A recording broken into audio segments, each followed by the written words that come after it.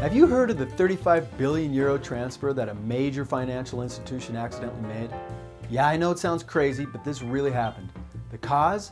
An environment so complex and chaotic that no one could really manage it. Cybersecurity needs to be simple. When it gets complex, then it gets expensive, slow, and risky. You can't manage what you don't understand. I've learned this the hard way, perhaps like many of you.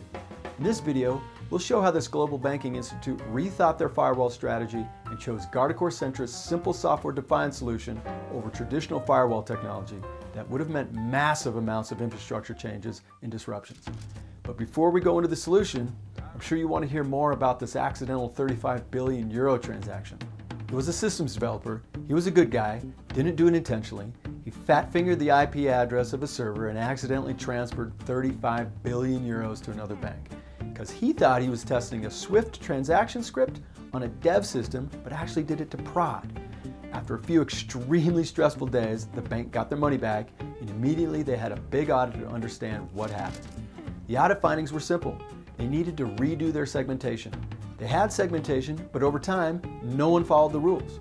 Development and test systems and prod networks, not to mention the users, the security cameras, the building controls, the network devices, all living together in segments not meant for them. Cats living in doghouses. Plus, there were 30,000 employees with direct network access to high-risk financial systems. This is the perfect recipe for disaster. The bank needed a way to accurately and quickly identify which non-prod systems have been misplaced in production and vice versa, so segmentation controls could be reapplied correctly. They first took the traditional route with legacy firewalls. This would have taken at least 1 year and 6 full-time engineers just to identify the systems, and then, only then, be able to actually resegment them, which would have taken twice that time. That's where Guardicore came in to give them the insight to what systems lived where, then virtually and easily resegment them.